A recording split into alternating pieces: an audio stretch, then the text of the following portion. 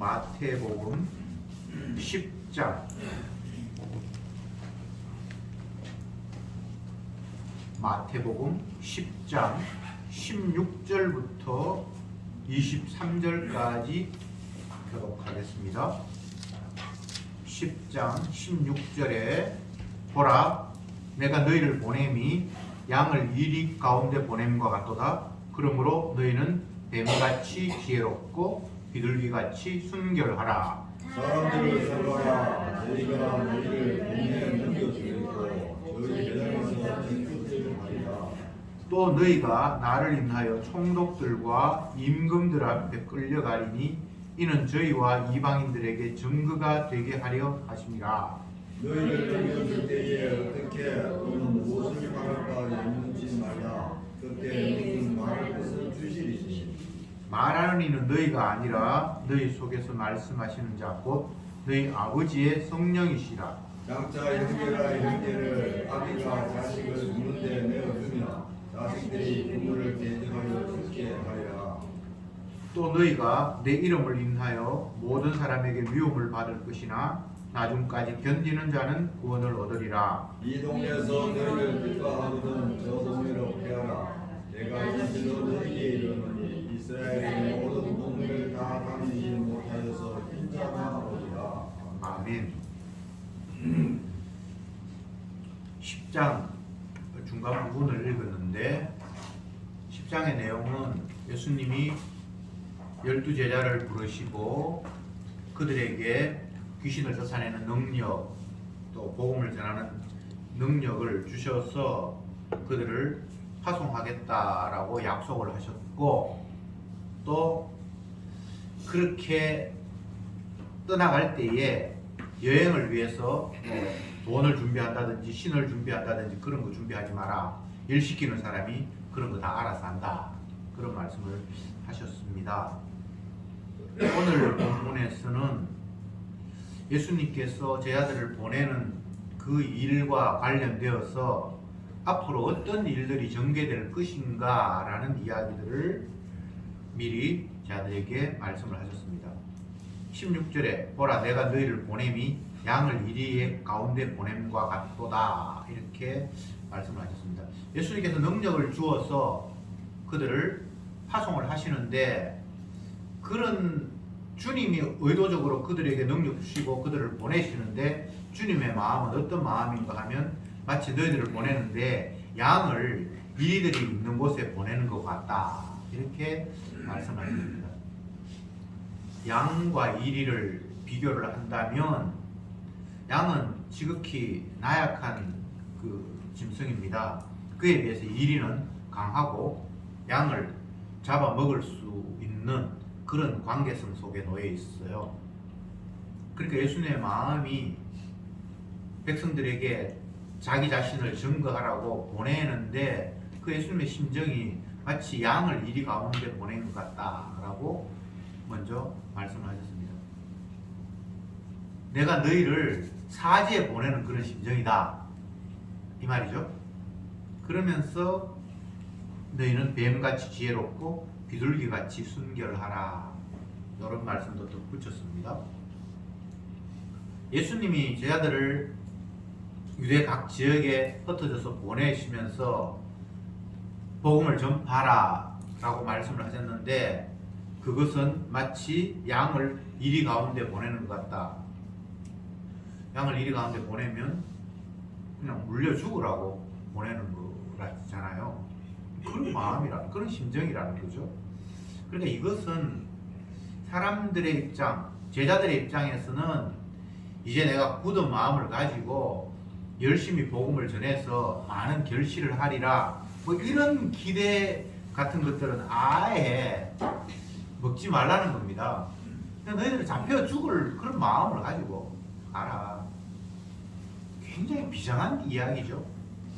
물론 예수님이 제자들을 보내시기 이전에 본인 스스로가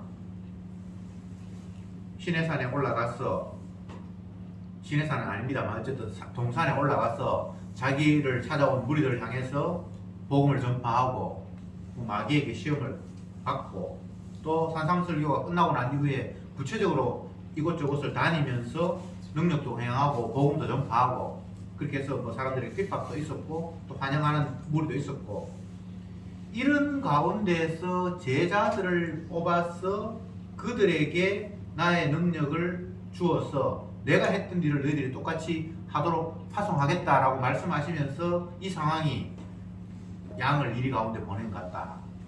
근데 예수님의 앞으로의 미래와 제자들의 미래가 그 쌍둥이처럼 똑같은 거예요. 예수님도 하나님의 아들이라는 이유로 복음을 전파하고 하나님의 뜻을 이 땅에 펼쳤다는 이유로 결국은 사람들에게 잡혀 죽는데 너희들의 운명도 이러할 거다라는 것을 예수님이 미리 말씀을 하셨습니다. 주님을 따른다는 게 이런 거라는 거죠. 복음을 전한다는 것, 복음을 믿고 살아가는 삶은 이 땅에서는 너희들은 양의 모습이고 세상은 이리가 되어서 너희를 갈기갈기 찢을 것이다. 이게 예수 안에 있는 성도의 모습이다. 이렇게 예수님께서 말씀을 하고 계시는 겁니다.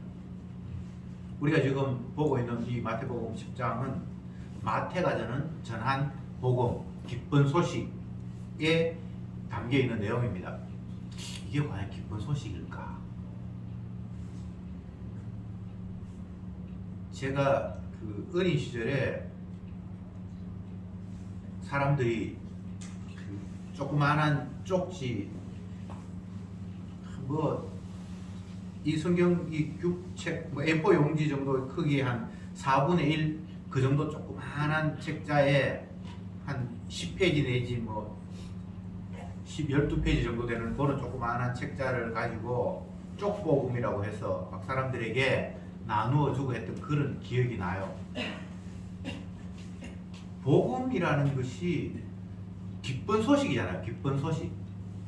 그럼 우리가 인정을 할 때 기쁜 소식을 전해주겠다라고 하면 뭔가 희망적이고 미래가 밝고 내가 좋은 일이 벌어질 것 같은 그런 생각.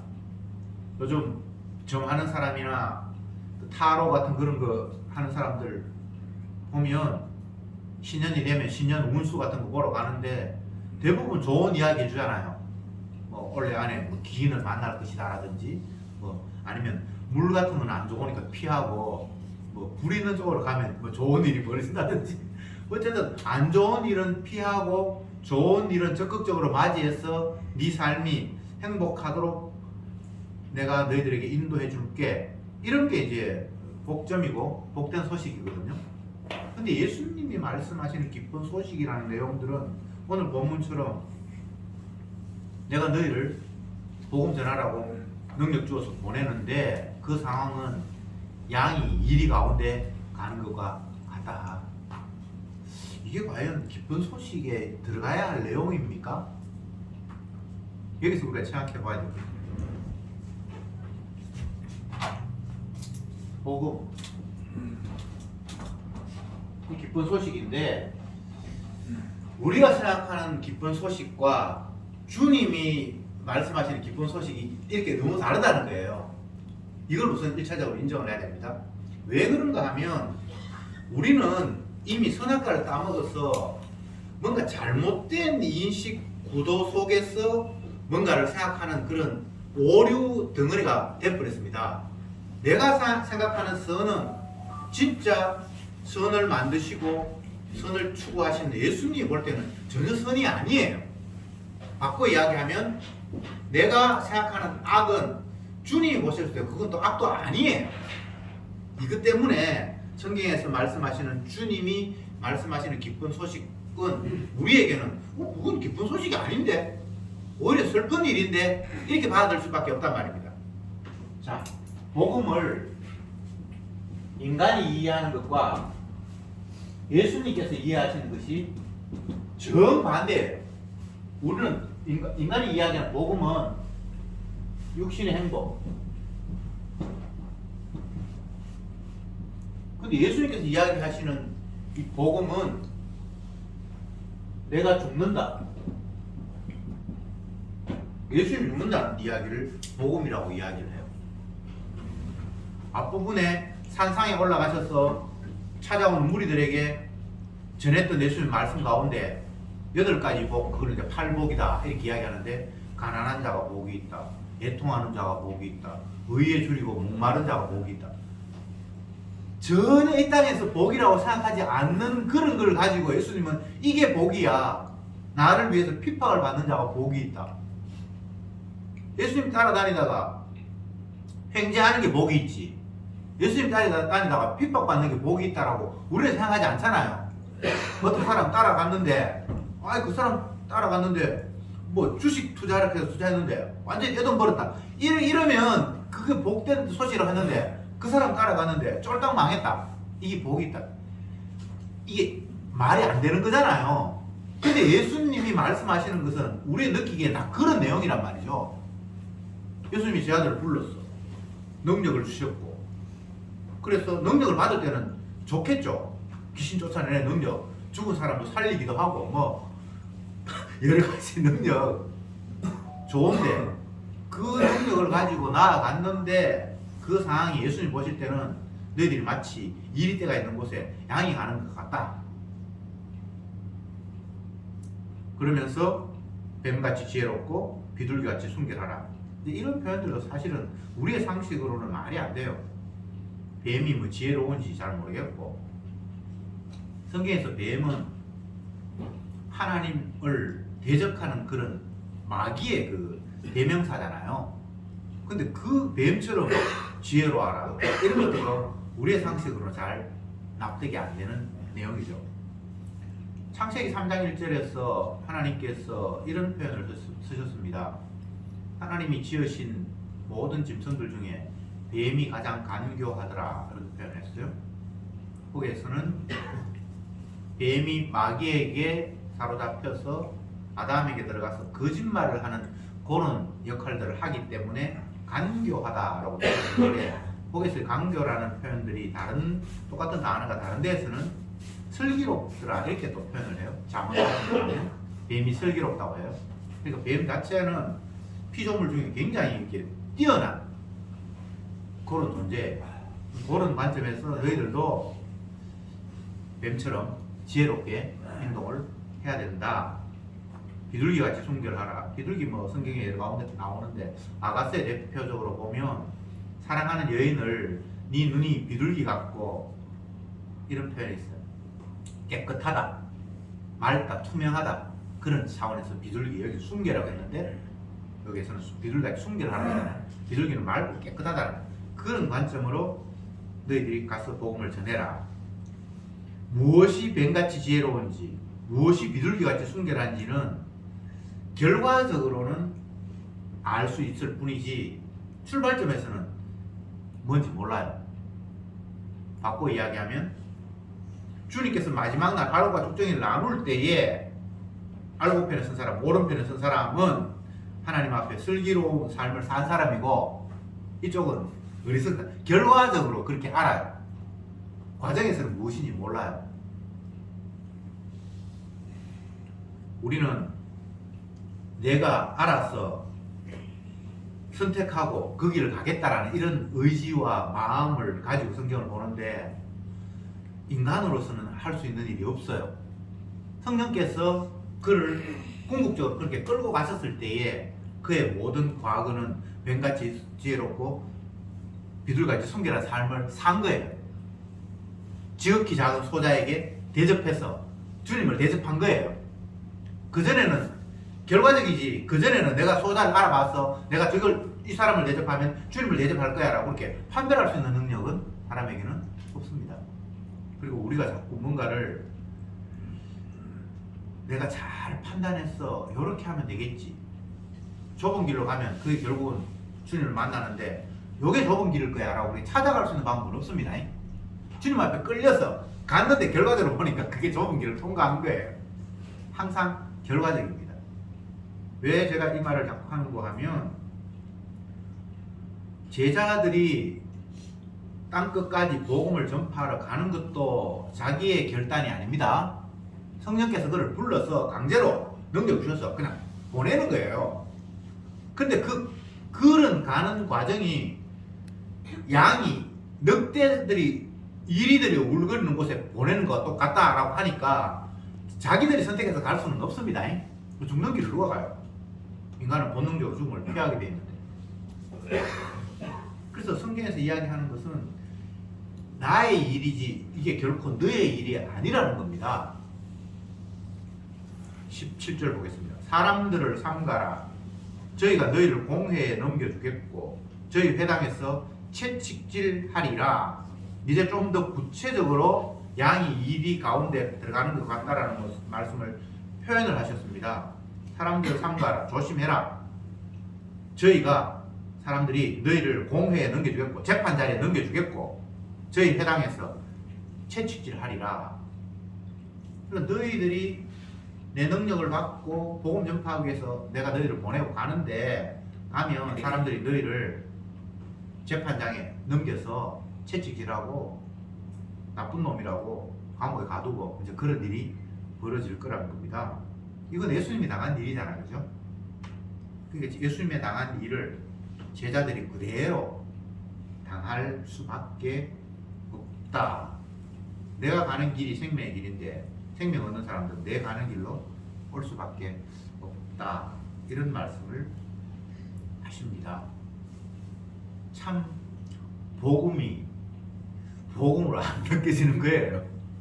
이게 무슨 기쁜 소식입니까? 너희들이 내 길을 따라가면 처음에는 약간 고생하지만 나중에는 대박이 터질 거야. 이렇게 말씀하시면 그게 기쁜 소식이라고 받아들일 텐데 뭐 고진감래라든지 아니면 뭐 고생 끝에 낙이 온다든지 이건 기쁜 소식이 될 텐데 고생 끝에 낙이 오는 게 아니고 고생 끝에 그 죽어요. 예수님 이 땅에 열심히 복음 아버지의 뜻을 행하다가 가장 비참한 모습으로 죽어요. 그게 복음이래. 이게 복음으로 기쁜 소식으로 받아들여집니까? 제가 다시 말씀드립니다만 인간은 선악과를 따먹어서 이미 판단력이 뭔가 고장이 났습니다. 그래서 내 판단을 가지고 하나님이 하신 일을 이렇게 대충 이렇게 추려보면 수판을 튕겨보면 이 뭔가 이 수지 맞는 장사가 아니고 이렇게 하다가는 이거 완전히 내 인생 쪽 나겠다, 쪽박 차겠다 이런 결론으로 떨어질 수밖에 없습니다. 그 이유가 뭐라고요? 이미 선악과 따먹어서 내가 지금 고장이 나 있는 상태라니까요. 고장 나지 않았으면 주님이 말씀하신 것이 그렇지 그건 기쁜 소식이야 이렇게 받아들일 수 있는데 이미 우리가 선악과를 따먹어서 이 고장이 났기 때문에 이 고장난 시선으로 보면 주님의 원래 그 의도들이 제대로 파악이 안 되고 뭔가 이상하도록 돼 있어요. 그러니까 이걸 또 여러분 또 오해하면 안 됩니다. 그러면 이제 주님을 믿지 못했을 때는 고장 났지만 이제 주님의 은혜로 지혜로 받았으면 고장이 고쳐져서 이제 바른 주님과 같은 그런 안목을 갖지 않겠는가 이런 생각을 하는데 그렇지 않습니다. 성령이 사로잡히는 순간은 주님의 안목으로 잠깐 비춰지지만 여전히 우리는 선악과 따먹은 아담이기 때문에 잘못된 개념으로 뭔가를 바라볼 수밖에 없도록 하나님께서 구조지어 놨어요. 왜 그런가? 그 이유를 이제 뒷부분에서 찾아봅시다. 18절에 또 너희가 나를 인하여 총독들과 임금들 앞에 끌려가리니 이는 저희와 이방인들에게 증거가 되게 하려 함이라. 내가 너희를 보내는데 마치 양이 이리 가운데 가는 것 같다. 찢겨 죽을 거다. 그러면서 구체적으로 사람들에게 끌려가서 재판받아서 두드리 맞고 그렇게 할 거다 라고 말씀을 하시면서 총독들, 임금들 앞에 끌려가서 저희와 이방인들에게 증거가 되게 하려 하심이라. 요게 이제 핵심입니다. 너희들을 공격하고 매질하고 감옥에 가두는 그들 앞에 그리고 그것을 보고 있는 이방인들 앞에 나를 증거하는 자로 내가 너희를 삼았기 때문에 그 일이 벌어진다는 거예요. 그러니까 예수님은 자기 자신이 누구인가를 전하게 하기 위해서 제자들을 불러서 그 일을 지금 시키고 있고 그 과정에서 너희들을 핍박받고 이리들에게 찢기는 그런 일이 일어날 거라는 겁니다. 주님은 관심이 자기 자신에게 있어요. 그래서 온통 이 세상에서 내가 세상의 주야, 내가 세상을 만들었고 내가 세상을 운영하고 내가 원하는 대로 세상은 결론이 날 거야, 이걸 보여주기 위해서 세상의 모든 피조물들, 해와 달뿐만 아니라 이 땅에 만든 인간들까지 다 주님이 활용하시는 거예요. 그 이야기를 지금 하고 있는 겁니다. 기분이 썩 좋진 않죠.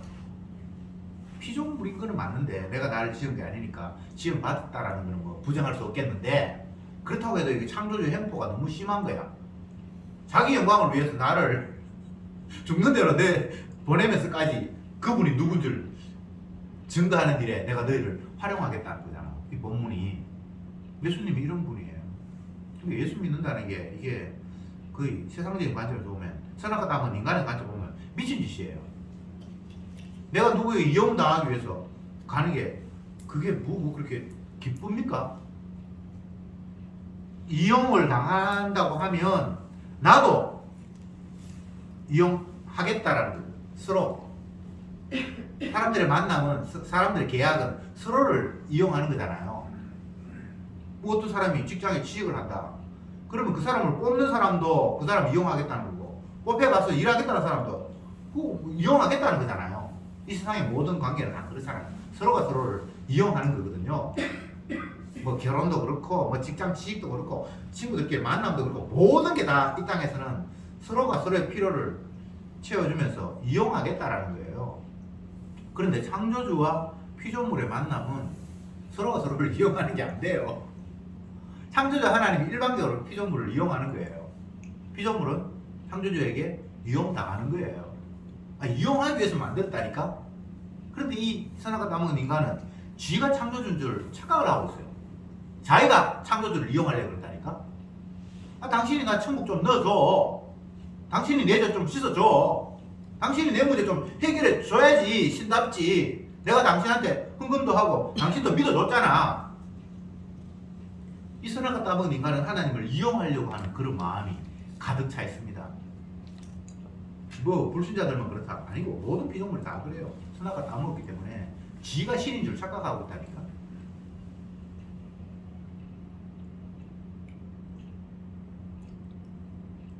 요즘 신종 직업들이 이제 많이 뜨는데, 옛날에는 그런 직업이 없었는데 요즘은 이제 새로 인터넷 시대가 되고 정보 시대가 되니까 자기가 자기 일상을 많은 사람들에게 공개할 수 있는 그런 시대가 되어버렸잖아요. 그래서 그걸 통해서 많은 사람들에게 인기를 얻고, 그렇게 해서 그것을 통해서 소득도 생기고, 뭐 유튜브 뭐 그런 것도 있고, 크리에이티드 뭐 그런 표현도 쓰고. 옛날에는 그런 직업 자체가 아예 없었어요. 그냥 방송국에 취직을 하든지 아니면 연예인이 되든지 그렇게 해서 자기가 뭐 인기를 끌고 돈을 벌고 이런 거 있었는데, 요즘 그거 다 지가 연예인도 아니고 아무것도 아닌데 지 밥 먹는 거 찍어가지고 뭐 조회수를 올리는 사람도 있고, 여행 다니는 사람도 있고, 뭐 욕하는 것도 있고, 뭐 별 희한한 게 다 있는데 그것 때문에 사람들에게 관심을 받고 경제적인 이득도 얻고 그렇게 살아가는 사람들이 있어요. 그냥 신이 되는 모습이죠. 내가 원래 신이 되고 싶었는데 약간 신이 가까워지는 거예요. 이 땅에서의 모든 인간들은 신이 되면 행복합니다. 단순해요. 내가 스타가 돼야 되고요, 내가 사람들한테 관심을 받아야 되고요, 그걸 원하는 거예요. 돈을 버는 이유도, 직장을 갖는 이유도, 결혼을 하겠다라는 이유도, 여행을 간다는 이유도 다 그냥 내가 신이 되고 싶은 마음에 그냥 아류예요. 그런 범위 내에서 그런 일들이 벌어지는 거예요.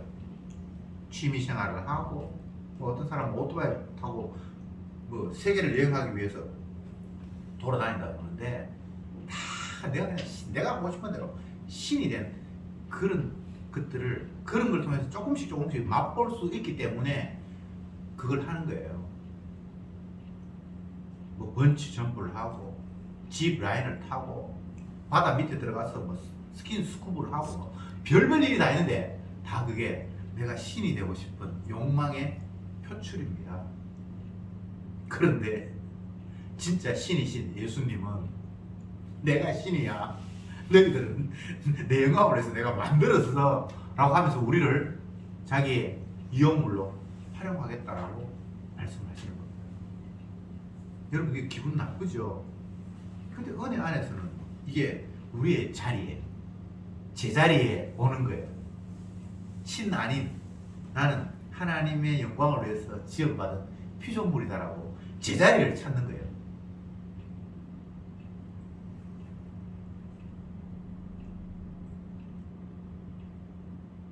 사람들은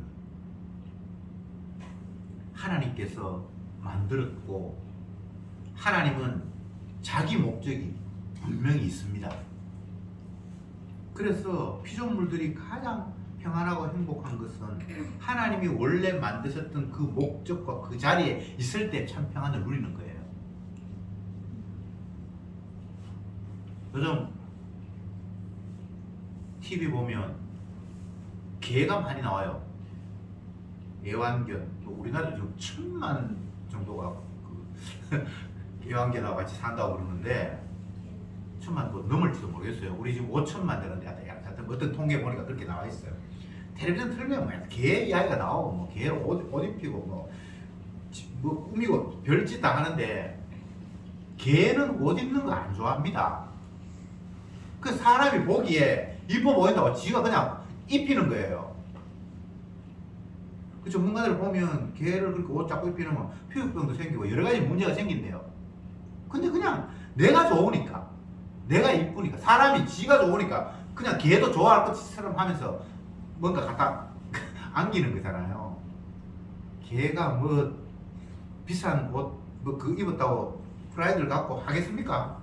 귀찮아요. 그냥 하나님이 원래 만들어 놓은 대로 그냥 그렇게 사는 게 편한데, 제가 지금 드리는 말씀이 무엇인가 하면 피조물들은 원래 창조주 하나님께서 만드셨던 그 모양 그대로 그 목적 그 자리에 있을 때 가장 편안하고 행복하다라는 이야기를 제가 드리는 겁니다. 근데 이 선악과 땅은 인간은 스스로 신인 것처럼 선악과 땅보다 착각해서 피조물의 자리가 아닌 창조주의 자리를 자꾸 넘보는 거예요. 그래서 모든 문제가 발생하는 겁니다.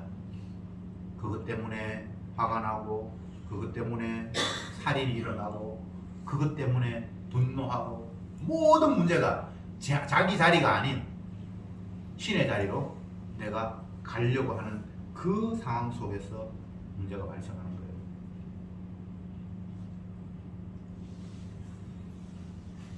요즘 제가 읽고 있는 책 가운데 소외된 인간이 소외됐대요. 외롭대요. 외로움이 가장 큰 병 중에 하나래요. 의사가 그 외로운 상태의 우리의 그 심장 박동수나 여러 가지 그 신체적인 그 변화들을 측정을 했는데, 어느 정도 외로움이 큰 스트레스인가 하면 상대와 내가 싸움을 할 때의 상황과 비슷하대요. 굉장히 심각한 거죠, 그죠? 상대하고 전쟁 싸움하면 나의 모든 총력을 기울여서 내가 피해를 입지 않고 상대를 꺾으려고 할 만큼 굉장한 스트레스가 쌓이는 거거든요. 근데 외로움이 그와 비슷한 만큼의 뭐 심장 박동수 모든 것들이 혈압 압박 이런 것들이 그렇게 된대요. 그래서 외로움이 무서운 병이니까 외로움에서 벗어나야만 된다. 그런 이제 주장을 하고, 이 사회가 코로나뿐만 아니라 점점 더 기계가 모든 것들을 사람의 일을 대체하고 사람은 그 기계에 의해서 감시받으면서 조종당하는 그런 구도 속에서 소외는 점점 더 극대화된다. 뭐 이런 내용들을 기록을 하면서 이런 모습으로는 인간이 행복할 수 없다. 우리의 행복을 찾기 위해서는 사람과 더불어 어울려서 살아야 되고 뭐 이런 이제 주장을 쭉 펼쳐놨어요. 제가 그걸 보면서 생각한 것이 오늘 본문과 연관되어서 인간들이 외롭다고 생각하는 그 자체가 사실은 뭔가 지자리에 있지 않은 거예요. 무슨 말인지 알겠죠? 노인이 되면 왜 자식들이 나를 안 찾아와 주냐? 이웃의 젊은 사람들이 내한테 찾아와서 인사해야 될 텐데 모두 다 자기 중심적인 거예요. 젊은 사람들이 살기도 바빠서 언제 뭐 찾아올 시간도 없는데 그들은 자기 지금 살기 바쁜데 자기 할 일 없는 자기가 와서 인사를 하고 자기를 돌봐야 된다는 거예요. 다 자기 중심적이죠. 다시 본문으로 돌아가서 주님은 피조물을 만들어 놓고 그 가운데 뭐 제자들 뽑고 12명이 뽑혔으니까 제자 가운데는 뭐 굉장히 그 뭐 확률적으로 보면 굉장히 귀한 거잖아요. 이스라엘이 몇십만 몇 백만이 되는지 모르겠지만 그 가운데 12를 뽑았으니까. 근데 그들을 뽑아놓고 그들에게 능력 주셔서 사명을 주셔서 파송을 하면서 잘 되는 길 뽑았으니까 이제는 우리 땡 잡았다 안 뽑힌 사람 뭐 이런 식으로 일이 펼쳐지면 되는데 너희들은 사람들에게 잡혀서 채찍 맞고 쫓겨나고 핍박을 받을 것이다. 마치 그 모습은 양이 이리 가운데 막 찢기는 그런 상황일 것이다 라고 해놓고는 내가 왜 그렇게 하냐 하면 그들 가운데 너희들을 괴롭히고 너희를 찢고 하는 그들에게 내가 누군지 증거하기 위해서 내가 너희들을 그곳에 보냈다 이렇게 이야기하고 있단 말이에요. 예수님이 너무나 다 이기적이죠. 이 세상은 예수님밖에 없습니다. 만물이 주로 말미암아 나왔고 주로 말미암아 운행이 되고 주가 원하는 대로 결론이 지어진대요. 이게 성경의 이야기예요. 막 집어 던지고 싶죠.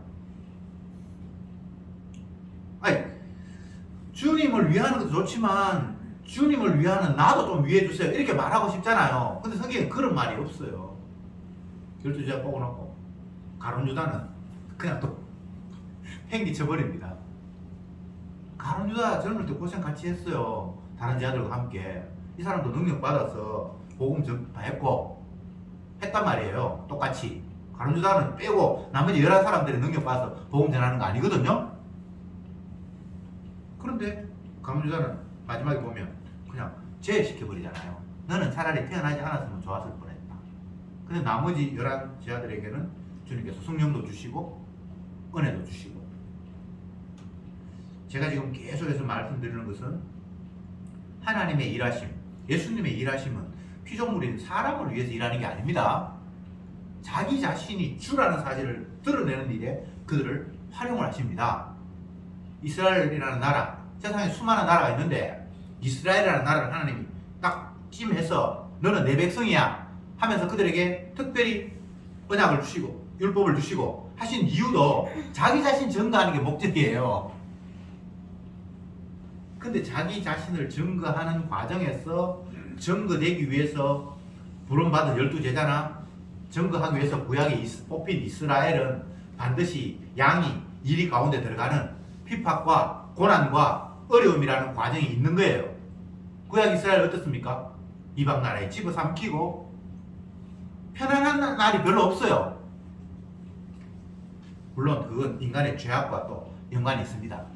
우상 숭배하고 엉뚱한 짓을 했으니까 그거 연관이 있는데 어쨌든 피조물은 창조주 하나님 되시는 그분의 영광과 목적을 위해서 활용당한다라는 사실을 자꾸 놓치면 안 됩니다. 근데 성도는 주님의 자기 목적을 위해서 원래 그 목적에 부합되게 활용될 때에 가장 평안을 느끼게 돼 있어요. 내가 주는 평안은 세상이 주는 것 같지 않다. 세상이 주는 평안은 내가 착각한 가운데서 나는 신이 돼야 돼 라는 그 착각 가운데서 얼추 신에 가까워질 때 평안을 느끼거든요. 근데 그건 참 평안이 아니에요.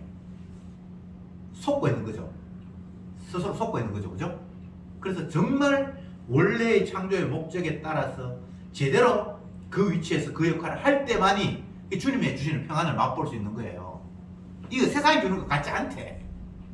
그 속에서는 내가 신이 되는 모습과는 정반대의 모습, 육의 관점에서는 정말 불행한 사태라고 느껴지는 그 상황 속에서도 평안을 느끼는 거예요. 마치 스데반이 예수님 복음 전하다가 찢겨 죽잖아요. 돌이 막 날라오고. 근데 그 얼굴이 천사의 얼굴같이 되었더라 이렇게 성경에 기록되어 있잖아요. 원래의 아담의 본성으로는 자기가 예수님 복음을 전해서 돌 맞고 그런 모습이 아니라 와, 저 사람이 제대로 된 복음을 전했네. 우리가 그 앞에 복종하자. 이렇게 될 때 기분 좋거든요. 그렇잖아요. 여러분 전도했는데 그 사람이 회개하고 돌아와서 교회에 충성하고 이렇게 돼야 멋있는데 전도하는데 뺨 때리고 만약 이렇게 되면 그건 아름다운 모습이 아니잖아요. 그것 때문에 기뻐할 수 없잖아요. 근데 정작 주님은 내가 주는 평안, 원래 네가 네 목적이 아닌 내 목적에 의해서 사용이 될 때에 진정 평안이, 감사가 거기에서 솟아난다라고 성경이 이야기하고 있는 거예요. 그러니까 좀 속지 맙시다. 내가 신이 되는 모습에 가까워져서 웃는 거, 그거 참 웃음 아닙니다. 스스로 착각하고 있는 거예요. 마치 히로뽕이나 마약을 내 몸에 투입해서 잠시 환각 상태에서 너무나 행복하고 하늘을 붕 뜬 것 같고 그거하고 똑같은 거예요. 주님이 우리에게 말씀하실 때 내가 너를 지었다. 지은 목적은 내 영광을 찬송하기 위해서 내가 너를 만들었다. 그러면 우리는 주님의 목적에 따라서 사용이 될 때에 진정 찬송을 해야 된다고 하니까 그 자리가 찬송하는 자리가 돼요. 아시겠습니까? 찬송이라고 하면 우리는 자꾸 내가 의지가 되어서 내 적극적인 자발성에 의해서 그분을 노래하고 할 때 찬양이 된다고 생각하는데 그게 아니라 하나님이 찬송이 되게 하세요. 아시겠습니까? 이스라엘 백성들 같으면 고난받는 그 자리, 복음 때문에 사람들에게 찢기고 억울함을 당하는 그 자리 속에서 자기를 핍박하는 예수님을 지금 전가하고 있잖아요. 그 자리가 찬양의 자리예요. 그걸 주님이 찬양을 받는 것이고 우리가 그 자리에 들어갈 때 내가 찬양하는 게 돼요. 내가 기분 좋아서 노래할 때 그게 찬양이 그렇게 생각하지 말고 우리는 항상 모든 하나님 말씀을 거꾸로 생각해요. 내 중심으로 자꾸 생각해요. 하나님 스스로 찬양을 받는 분입니다. 사람의 손으로 드리는 것 가지고 하나님이 아이고 귀한 거 좋네 기뻐하는 하나님이 아니에요.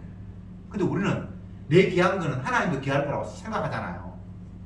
하나님, 내가 귀한 게 하나님한테 뭐가 귀하겠습니까?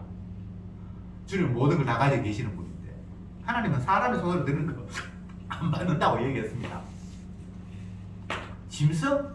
양을 드려. 그 양의 산에 있는 거 뭐 다 내 건데 뭐 네 것도 없으면서 네가 내한테 드린다고 해. 내가 네한테 다 준 거잖아. 성경에 그렇게 돼 있잖아요. 우리가 주님 앞에 뭔가 할 수 있는 건 없습니다.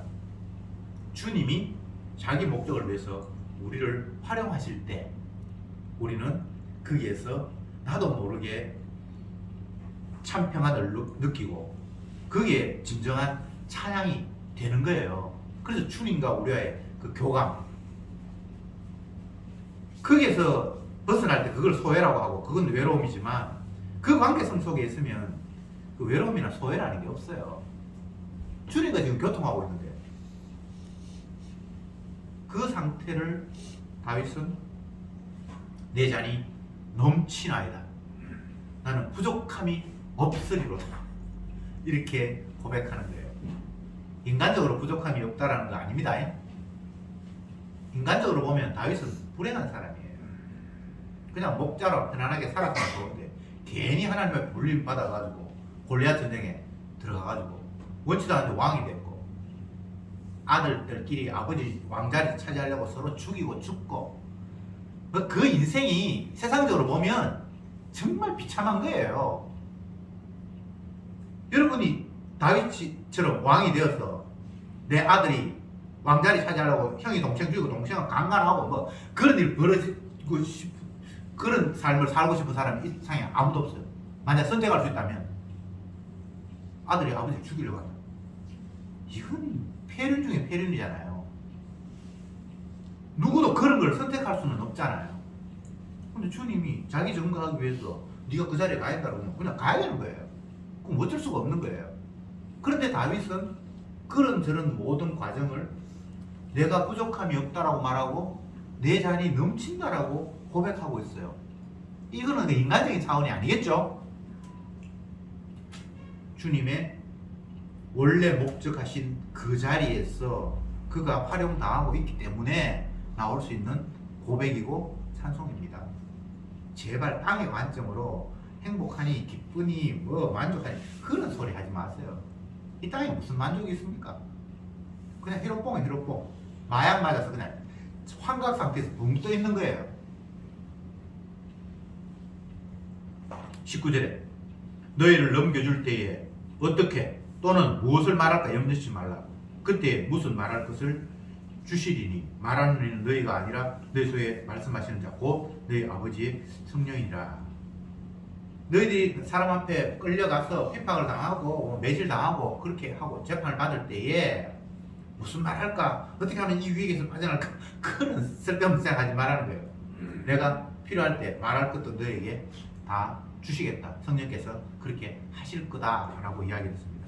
여기서 또 오해할 수 있는 것이 그러면 거기서 너무나 멋진 말을 해서 어려운 가운데서 해결 빠져나가겠지 이렇게 생각하는데 그건 아니고 증거하는 일, 예수님이 주되심을 증거하는 일에 철저히 너는 이용당할 거야. 그러니까 네가 뭐 어려움 당해서 무슨 말해야지 이런 거 염려할 필요 없어.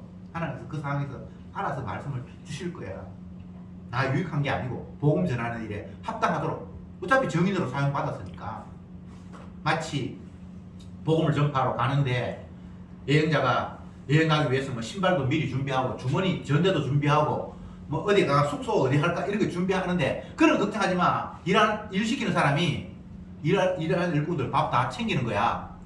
이렇게 말했듯이 네가 어디 가서 끌려가서 핍박당하고 사람들 앞에 고문당하고 할 텐데 내가 이 상황에서 어떻게 하면 빠져나가지 어떻게 말을 잘할까 그런 것이 신경 쓰지 말라는 겁니다. 왜? 그곳에 보낸 분도 주님이고 그 상황에서 복음 전파하게 하시는 분도 주님이고 그래 너는 그냥 내가 시키는 대로 하면 돼. 그냥 그야말로 아바타예요. 아바타. 피조물이 창조주의 아바타가 되면 얼마나 감사한 일입니까? 그런데 자꾸 벗어나려고 해요. 스스로 자기의 판단력으로 뭔가를 하려고 해요. 그게 신이 되려고 하는 인간의 마음이잖아요. 주님, 이 부분은 내가 알아서 할 테니까 제발 좀 간섭하지 마세요. 내가 한번 알아서 해볼게요. 자꾸 독립하려고 하잖아요. 마치 어린 아이들이 아직도 이제 판단력도 없고 자기 스스로 생존할 수도 없는데 부모가 자꾸 간섭을 하니까 엄마 제발 잔소리하지 마. 내가 알아서 할게. 알아서 하려면 지가 돈도 벌어야 되고 지가 밥도 해야 되고 다 해야 되는데 지는 그것도 그런 거 다 받으면서 자꾸 지가 간섭하지 말라는 거예요. 이거 말 안 되잖아, 그죠? 피조물이 그런 거예요. 창조주 하나님이 주시는 대로 받아서 살 수밖에 없는데 그 주시는 것은 그냥 공짜로 받고 나머지는 제발 간섭 좀 하지 말라는 거예요. 햇볕도 주고 공기도 주고 뭐 이런 거는 내가 얼마든지 받겠는데 나도 내 스스로 판단하고 행동할 수 있도록 좀 간섭하지 마세요. 이러고 있는 거예요. 착각해도 너무 크게 착각하고 있는 상태입니다. 21절에 장차 형제가 형제를 아비가 자식을 죽는데 내어주며 자식들이 부모를 대적하여 죽게 하리라. 엄청난 일이 벌어지죠. 사람이 선택할 수 있는 건 아닙니다. 그리고 여기서 죽는다라는 말이 꼭 뭐 내 형제 자매가 죽는다라는 그런 식으로 국한할 내용도 아니에요. 그러니까 네가 상상할 수 없는 일들이 벌어지니까 결국 복음을 전파하고 정인이 되는 일은 너의 일이 아니라 주님의 일이라고 지금 이렇게 말씀하고 있는 거예요. 만약 인간의 일이라면 이런 선택 안 하겠죠. 부모 죽이고 형제 죽이면서까지 복음 전하는 일을 우리가 선택해서 할 수 있겠습니까? 안 되죠. 그런데 이런 표현을 성경에 쓰는 이유는 복음 전하는 일이 너의 일이 아니라 주님 나의 일이니까 너는 그냥 내가 시키는 대로 끌려갈 수밖에 없어라는 이야기를 하고 있는 거예요. 여러분의 인생이 지금까지도 여러분 마음대로 안 살았어요. 제가 20대 후반 내가 30대 초반에 울산에 왔는데 그 전에 울산이라는 도시는 한 번도 와본 적도 없어요. 여기 와서 살려고 생각한 적도 없어요. 이것만이 아니라 모든 우리의 인생은 내가 계획하고 원하는 거 아무 상관이 없이 나를 이 땅에 있게 하신 그분의 목적을 이루기 위해서 우리는 이리저리 끌려다니는 거예요. 근데 그게 얼마나 감사한 일인지. 그게 원래 우리의 자리인데. 네가 원치 않는 것은 내가 띠뛰고 내려가리라. 이게 얼마나 행복한 겁니까? 젊었을 때는 네가 네 마음대로 막 다녔지. 이제는 네가 원치 않는 곳으로 내가 너를 끌고 데려가리라. 근데 우리가 생각할 때는 내가 마음대로 하는 게 행복했고 끌려가는 걸 불행하다고 생각하잖아요. 그게 반대예요. 정반대라니까. 우리는 스스로 판단력을 가지고 뭔가 제대로 할 수 있는 능력이 없어요. 그래서 젊었을 때 내가 원하는 곳으로 마음대로 다녔는데 그것은 어리석어서 각기 제 길로 간 모습이에요. 이제 끌려가는 인생, 목자에 의해서 강제로 내가 원치 않는 곳에 때로는 채찍질하고 지팡이와 막대기로 나를 때리고 해도 내가 원하지 않는 곳으로 강제로 끌려가는 그 자리가 참 평안의 자리예요. 그게 생명을 얻는 자리란 말이에요. 주님이 오늘 그 말씀을 하고 계시는 겁니다. 23절에 이 동네에서 너희를 핍박하거든 저대모로 피하고 내가 진실로 너희에게 이르노니 이스라엘 모든 동네를 다니지 못하여서 인자가 오리라. 결국은 예수님께서 네 핍박하는 당하는 일에도 내가 개입하고 간섭하겠다라는 겁니다. 내가 내버려 두지 않는다는 거예요. 네 혼자 그냥 억울한 일 당하고 매 맞고 그렇게 생각하지 말라는 거예요. 어떤 상황에서 내가 너를 지켜보고 있고 그 모든 상황에서 주님이 개입하셔서 주님의 의도대로 끌고 가고 있음을 네가 잊지 말라는 겁니다. 그러면 주님이 함께 하시는데 뭐가 걱정입니까? 세상 끝날까지 내가 너와 함께 하리라. 이 약속. 그리고 그 모든 과정에서 주님을 증거하는 일에 활용당하는 나. 이것이 진정 주님을 영화롭게 하는 자리입니다. 기도합시다. 주님 감사합니다. 오늘도 말씀을 통해서 예수님이 어떤 분인지 우리가 주님 앞에 어떤 존재인지를 다시 한번 되새겨 보았습니다. 우리는 하나님의 말씀은 덮어둔 채 내가 스스로 신이 되어서 내가 원하는 쪽으로의 삶을 이끌어 가려고 안간힘을 쓰며 발부둥치는 삶을 계속했습니다. 주여, 더 이상 내가 원하는 길로 달려감이 아니라 주님이 이끄시는 길, 내가 원치 않은 걸로 띠뛰고 끌려가는 그런 삶이 지금도 지속되고 있음을 인정하고 그곳에서 주님을 증거하는 일에 활용되고 있다는 사실 앞에 감사, 찬송하며 경배하는 저들이 되게 하옵소서. 예수님의 이름으로 기도드리옵나이다. 아멘.